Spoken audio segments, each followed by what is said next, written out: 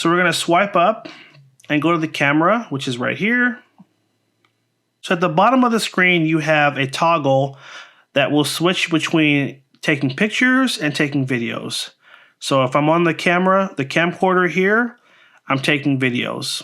And you'll notice the little dot is much smaller when you're in the video setting.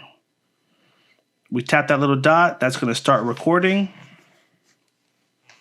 See that?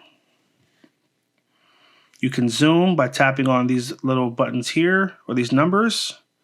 Zoom in, zoom out.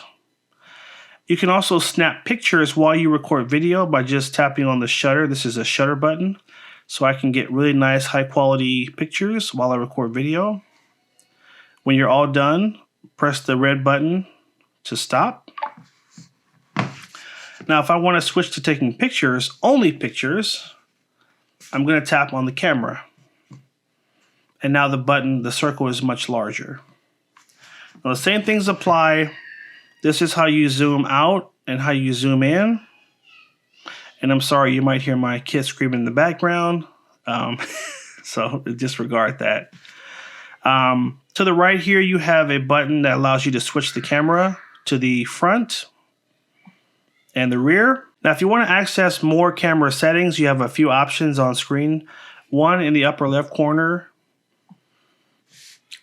This is your photo settings. There's a general mode and there's a pro mode, and the pro mode allows you to control a lot. Even changing the resolution of your pictures, you can switch to a 50 megapixel resolution, or you can go back to the standard 12. You can also change the photo type. Let's go back to general, and you can set a timer if you want to have your photo, if you want to take a picture after 5 seconds or 10 seconds, you can toggle between the different timer options. You can also jump to a macro mode as well to get really nice up close detailed shots. And you can switch at the bottom the ratio of the picture from a 16:9 to a square. There we go.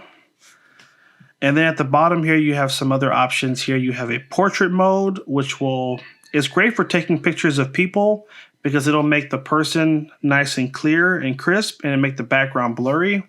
So that's when you would use portrait.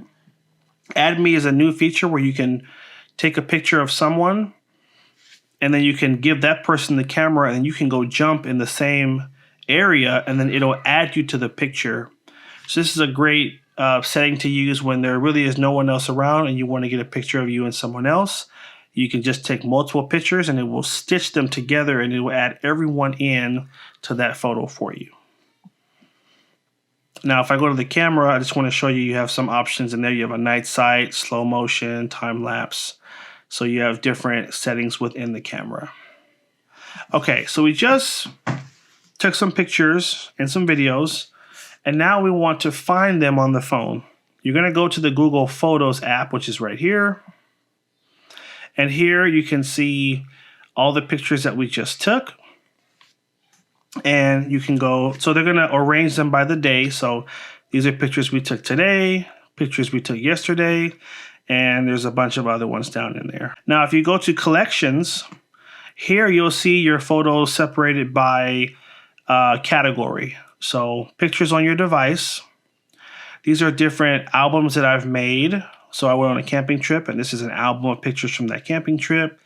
These are pictures organized by the place that I took them, and these are documents. You'll have a folder for screenshots, videos, and then archived photos, which are photos that you have sort of deleted, but they're still on the phone. They haven't been fully deleted yet. So that's a brief rundown of the camera and where your pictures are saved after you take them. Now, the first time you open this Google Photos app, it is going to ask you if you want to back up your pictures to Google Drive, and I definitely encourage you to do that. So if you lose your phone, your pictures are always saved online at photos.google.com. So it's just a great backup method in case your phone is ever stolen or lost. Your pictures will always be saved in the cloud. I have pictures saved in my cloud from literally 2010, and it's so great. I've switched phones probably 30 times since then, but all my memories are saved in the cloud with Google. Now, they're going to give you 15 gigs of storage for free. After that, you will need to pay. I think I pay $2.99 a month for like 1 terabyte of storage.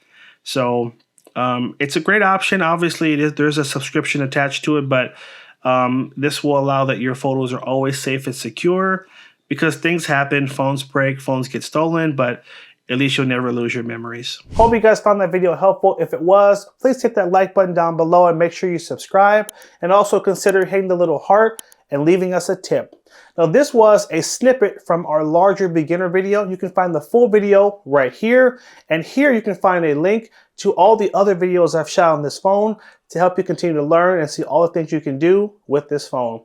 Thanks again for watching. Take care, and as always, have a good one.